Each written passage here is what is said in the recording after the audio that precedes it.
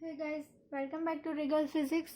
आज के इस वीडियो में हम प्रोडक्ट रूल्स कंटिन्यू करेंगे। तो इससे पहले हमने डाइवर्जेंस और ग्रेडियंट के प्रोडक्ट रूल्स देखे थे, उसमें भी 2 थे और इसमें कल के लिए भी 2 प्रोडक्ट रूल्स हमें देखना।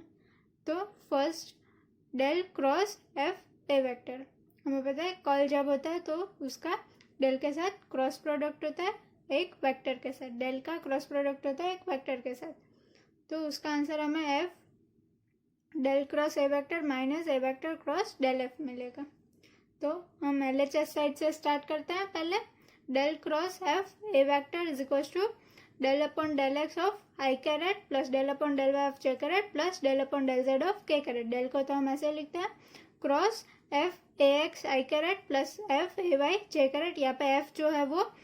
स्केलर है और ए जो है वो वेक्टर है, इसलिए F A X I caret plus F A Y J caret plus F A Z K caret, ऐसे हम लिख सकते हैं। और जब इन दोनों का क्रॉस प्रोडक्ट करते हैं तो क्रॉस प्रोडक्ट को हम कैसे लिखते हैं, डिटर्मिनेंट में लिख सकते हैं आई जे के, और जो ये फर्स्ट होता है वो vector del upon del X del upon del Y और डेल अपॉन डेल जेड। ये ग्रेड के लिए हम ऐसा लिख सकते हैं। और एफ ए वेक्टर को हम F A X F A Y और एफ ए जेड, इसे कंपोनेंट फॉर्म में हम लिख सकते हैं। तो सबसे पहले हम खाली x कंपोनेंट के लिए फाइंड करेंगे, फिर जनरलाइज y और z कंपोनेंट के लिए भी सिमिलरली लिख देंगे, क्योंकि इसकी कैलकुलेशन जो है वो बहुत लंबी होगी। तो हम y और z के लिए भी करेंगे तो बहुत टाइम निकल जाएगा, इसलिए हम खाली x के लिए फाइंड करेंगे, फिर उसके ऊपर से हम y और z कंपोनेंट का लिख देंगे। तो यहाँ पे del cross F A vector खाली x कंपोनेंट, तो इसका हम जब डिटर्मिनेंट फॉर्म में लिख के करेंगे तो हमें del upon del Y of F A Z minus del upon del Z of F A Y ऐसा मिलेगा। तो इसमें हम सिंपल प्रोडक्ट रूल लगा सकते हैं, एफ बार del upon del Y of A Z plus A Z बार del upon del Y of F, फिर माइनस एफ बार फिर से del upon del Z of A Y minus A Y del F upon del Z. तो यहाँ पे simple first term बार और second का पार्शियल डेरिवेटिव, यही वाला रूल लगा है, तो हमें ये टर्म्स मिलेंगे। अब हम क्या करते हैं, ये जो एफ वाली टर्म्स है उसे दोनों को कंबाइन करते हैं और दोनों में से एफ को कॉमन निकालते हैं। तो एफ कॉमन निकालेंगे तो हमारे पास क्या बचेगा, del A Z upon del Y minus del upon del Z of A Y. इन दोनों में से टर्म में से हमने एफ को कॉमन निकाला और साथ में लिखा, प्लस 2 टर्म्स बचेगी A Z del F upon del Y minus A Y del F upon del Z. तो इसे हम इक्वेशन 1 बोल देते हैं। तो ये हमने x कंपोनेंट के लिए लिखा। सिमिलरली हम y कंपोनेंट के लिए क्या लिख सकते हैं, del cross F A vector y। तो हमें f एज इट इज मिलेगा del A Z upon del Y की जगह del A X upon del Z minus del A Z upon del X ऐसा मिलेगा। देखो यहाँ पे जब हम y कंपोनेंट कर रहे हैं तो हमें पार्शियल डेरिवेटिव z और x का मिल रहा है। जैसे हमने यहाँ पे x का किया तो हमें x वाली टर्म नहीं मिली थी, y z की मिली थी। तो जब हम y कर रहे हैं तो y z, तो y में z और x की टर्म मिल रही है, और with respect to z A X है और z x में ए जेड है। जैसे कि यहाँ पे ए जेड में y था और ए वाई में z था, वैसे आप खाली याद रखने के लिए कर सकते हो। प्लस क्या बच रहा था यहाँ पे A Z del F upon del Y, तो यहाँ पे A X del F upon del Z बचेगा minus A Z del F upon del X. तो यहाँ पे जो टर्म्स है ए एक्स वैसी वाली टर्म और del F upon del Z वैसी जो उसकी सेकेंड टर्म बचती है, जब हमने यहाँ पे इसको एक्सपांड किया था तब की जो 2 टर्म्स बचती है वही जब y के लिए करेंगे तो ऐसा आएगा। इसे हम इक्वेशन 2 बोलते हैं। और सिमिलरली हम z के लिए लिखेंगे तो यहाँ पे z में x और y की टर्म आएगी, कोई z वाला टर्म नहीं आएगा पार्शियल डेरिवेटिव। तो f कांस्टेंट बार आएगा as it is del A Y upon del X minus del A X upon del Y plus A Y del F upon del X minus A X del F upon del Y. अगर आपको ये याद नहीं रखना तो आप simple side में rough में डिटर्मिनेंट करके भी आप इसकी टर्म्स लिख सकते हो डायरेक्टली, और इसे हम इक्वेशन नंबर 3 बोल देते हैं।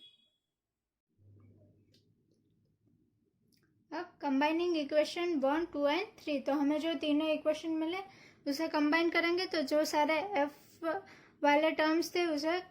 आई कंपोनेंट जो हमने एक्स कंपोनेंट के लिए फाइंड किया था उसमें हम आई कैरेट लिख सकते हैं, जो वाई के लिए फाइंड किया था उसमें जे कैरेट लिख सकते हैं, और जो जेड कंपोनेंट के लिए फाइंड किया था उसे हम के वेक्टर लिख सकते हैं। तो एफ के लिए हमें del upon del Y of A Z minus del upon del Z of A Y ऐसे टर्म्स मिली थी। फिर वाई कंपोनेंट के लिए हमें del upon del Z of A X minus del upon del X of A Z ऐसी term मिली थी, और जेड कंपोनेंट के लिए हमें del upon del X of A Y minus del upon del Y of A X के carat ऐसी terms मिली थी। और जो रिमेनिंग 6 टर्म्स बची थी हमारे पास उसे हम del F upon del X I caret plus del F upon del Y J caret plus del F upon del Z K caret cross A X I caret plus A Y J caret plus A Z K caret. तो इसका भी अगर आप cross product लेके देखोगे तो हमारी जो 6 रिमेनिंग टर्म्स बची थी, दो दो दो सारे में, एक्स में 2 टर्म्स, वाई में 2 और जेड कंपोनेंट में 2 जो टर्म्स बची थी लास्ट में, उसको हम ऐसे क्रॉस प्रोडक्ट में रिप्रेजेंट कर सकते हैं। तो ये जो पूरी टर्म है ब्रैकेट वाली उसे हम del cross F A vector लिख सकते हैं। ये जो हमारा LHS था वो, ये जो टर्म है उसे हम एफ डेल क्रॉस ए लिख सकते हैं, ये जो ब्रैकेट वाली टर्म है उसे डेल क्रॉस ए लिख सकते हैं, और F as it is plus इसे हम डेल एफ लिख सकते हैं, ये वाले ब्रैकेट को क्रॉस ए वेक्टर, यहाँ पे ए वेक्टर है इसलिए इसे हम लिख सकते हैं। और हमें पता है कि क्रॉस प्रोडक्ट जो है वो कम्यूटेटिव नहीं है, इसलिए अगर हमें एक वेक्टर को आगे लिखना है और डेल एफ को पीछे जाने देना है तो हमें यहाँ पे साइन चेंज करनी पड़ेगी, इसलिए F del cross A vector, तो यहाँ पे हमने माइनस की साइन करी है, प्लस की जगह माइनस हो जाएगा क्योंकि ये जो है कम्यूटेटिव नहीं है क्रॉस प्रोडक्ट, इसकी डायरेक्शन जो होगी वो चेंज हो जाएगी। Del F cross A vector की ऑपोजिट डायरेक्शन में A vector cross del F होगा, इसलिए अगर हमें इन दोनों की प्लेस को इंटरचेंज करना है तो हमें साइन को भी इंटरचेंज करना पड़ेगा। अब नेक्स्ट हम सेकेंड रूल देखते हैं, del cross A vector cross B vector. तो यहाँ पे ए और बी दोनों वेक्टर है। फर्स्ट जो हमने देखा उसमें एफ एक स्केलर था और ए वेक्टर एक वेक्टर था, यहाँ पे दोनों वेक्टर है, तो उसका आंसर हमें B vector dot del A vector minus A vector dot del B vector plus A vector del dot B vector minus B vector in bracket del dot A vector, ये हमें prove करना है। तो हम फिर से LHS side से start करते हैं। तो हमारा LHS del cross A vector cross B vector is equals to, हम इसे डिटर्मिनेंट फॉर्म में लिख सकते हैं। तो फर्स्ट जो हमारी रो होगी वो आई कैरेट जे कैरेट और के कैरेट होगी, सेकंड जो होगी वो ये डेल होगा, तो डेल को हम del upon del X del upon del Y और डेल अपॉन डेल जेड लिख सकते हैं। और ये ए क्रॉस बी है, उसे भी हम डिटर्मिनेंट करके फाइंड कर सकते हैं, तो हमें उसे कंपोनेंट फॉर्म में लिखेंगे। फर्स्ट टर्म आई जे के कैरेट, फिर second term A X B x sorry A X A Y और ए जेड, और फिर बी एक्स बी वाई और बी जेड, ऐसा करके हम डिटर्मिनेंट फाइंड करेंगे। तो हमें फाइनली ये टर्म्स मिलेगी। आई कंपोनेंट के लिए हमें A Y B Z minus B Y A X मिलेगा, जे कंपोनेंट के लिए हमें A Z B X minus B Z A X मिलेगा, और के कंपोनेंट के लिए हमें A X B Y minus B X A Y मिलेगा। तो अगर आपको ये नहीं पता चल रहा है तो आप साइड में रफ बुक में कर सकते हो, यही आपको मिलेगा। फिर से इसमें भी हम खाली एक्स कंपोनेंट के लिए ही फाइंड करेंगे क्योंकि वाई और जेड का फिर से लंबा हो जाएगा, इसलिए एक्स का करके हम उसे जनरलाइज वाई और जेड कंपोनेंट के लिए भी लिख देंगे। तो यहाँ पे del cross A vector cross B vector of X component ही खाली लिया है, तो यहाँ पे एक्स कंपोनेंट का करेंगे तो ये और ये हमें नेग्लेक्ट करना है, और इसे करेंगे तो हमें del upon del Y of A X B Y minus B X A Y मिलेगा, और minus del upon del Z of A Z B X minus B Z A X ऐसा मिलेगा। अब हम क्या करेंगे, इसमें सिंपल प्रोडक्ट रूल ही लगाएंगे, तो ए एक्स कॉमन आउट बाहर निकल जाएगा और del upon del Y of B Y हो जाएगा, प्लस बी वाई बाहर निकल जाएगा, del upon del Y of A X हो जाएगा, minus B X del A Y upon del Y हो जाएगा, और माइनस ही आएगा, फिर से ए वाई बाहर निकल जाएगा और del upon del Y of B X. ये सिंपल जो प्रोडक्ट रूल है वही है, फर्स्ट टर्म बाहर सेकंड का डेरिवेटिव प्लस सेकंड बाहर फर्स्ट का डेरिवेटिव। यहाँ पे भी फिर माइनस है, del upon del Z A Z constant बाहर निकलेगा, del upon del Z of B X, फिर माइनस प्लस माइनस हो जाएगा इसलिए माइनस ही आएगा, B X del upon del Z of A Z, फिर यहाँ पे माइनस माइनस प्लस हो जाएगा इसलिए प्लस बी जेड बाहर del upon del Z of A X, plus A X बार del upon del Z of B X. यहाँ पे सारा सिंपल मैथमेटिक्स ही है, आपको केयरफुली साइन का ध्यान रख के ये सॉल्यूशन करना है, उसमें और कोई फिजिकल मीनिंग नहीं है, खाली हमें मैथमेटिकल स्टेप्स से करना है। अब हम क्या करते हैं, ये जो ए एक्स वाली टर्म है उसे कंबाइन करते हैं, तो इन दोनों में से ए एक्स कॉमन निकलेगा, तो del B Y del upon del Y of B Y plus del upon del Z of B Z ये बचेगा। और फिर हम बी एक्स वाली टर्म कंबाइन करते हैं, तो यहाँ पे बी एक्स वाली भी दो टर्म्स है, इसलिए minus B X in bracket del upon del Y of A Y plus del upon del Z of A Z. और फिर बाकी की रिमेनिंग सारी एक एक टर्म्स जो है वो हम लिख देते हैं, तो plus B Y del upon del Y of A X plus B Z del upon del Z of A X minus A Y del upon del Y of B X minus A Z del upon del Z of B X. इतनी terms बचेगी। तो अगर आप ध्यान से देखो तो यहाँ पे इस ब्रैकेट में हमें इसको डेल बी वाई बनाने के लिए यहाँ पे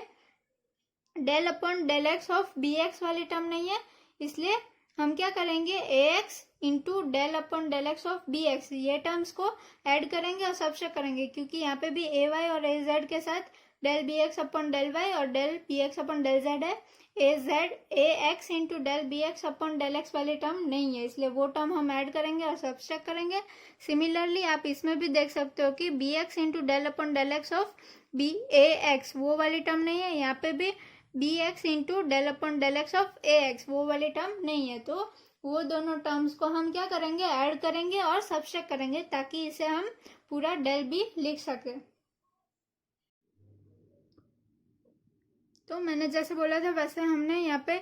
A X into del upon del X of B X वाली टर्म ये ऐड करी है और यही वाली टर्म हमने यहाँ पे सब्ट्रैक्ट करी है, तो फिर से हमारा जो आगे का इक्वेशन था वही हो जाएगा, इसलिए। और यहाँ पे minus B X del upon del X of A X वाली टर्म को सब्ट्रैक्ट किया और यहाँ पे ऐड किया, तो फिर से हमारी ये जो बाकी की रिमेनिंग टर्म्स है वो तो हमारे आगे वाले में थी, तो हम उसे क्या लिख सकते हैं, ए एक्स, इसे हम डेल डॉट बी वेक्टर लिख सकते हैं। ये हमने ऐड और सब्ट्रैक्ट क्यों किया, इसका रीजन पता चल गया आपको कि हम यहाँ पे इसे डेल डॉट बी वेक्टर लिख सके, इसलिए हमने ये टर्म को ऐड किया और सब्ट्रैक्ट करा। फिर सिमिलरली यहाँ पे भी हम इसे डेल डॉट ए वेक्टर लिख सके, इसलिए हमने ये जो टर्म है उसे ऐड किया और सब्ट्रैक्ट किया। प्लस हम इसे ये जो तीन बी एक्स बी वाई और बी जेड वाली टर्म है उसे हम B vector dot del A X लिख सकते हैं, क्योंकि ये del upon del X of A X है सारा, तो इसे हम डेल डॉट ए एक्स लिख सकते हैं। और ये जो A X A Y A Z है उसे हम minus A vector dot del B X लिख सकते हैं, क्योंकि सारे बी एक्स वाले टर्म है, यहाँ पे डेल ए एक्स आएगा, ठीक है। तो हमारा ये टर्म हो जाएगा। वैसे ही हमने ये एक्स कंपोनेंट के लिए किया, वैसे हमें वाई कंपोनेंट के लिए क्या मिलेगा, ए एक्स की जगह पे ए वाई मिलेगा, del dot B vector as it is रहेगा, बी एक्स की जगह पे हमें बी वाई मिलेगा, del dot A vector as it is रहेगा, dot B vector dot A X है तो यहाँ पे हमें B vector dot del A Y मिलेगा, minus A vector dot del B X है तो यहाँ पे हमें A vector dot del B Y मिलेगा। और वैसे ही सिमिलरली हमें जेड कंपोनेंट के लिए क्या मिलेगा,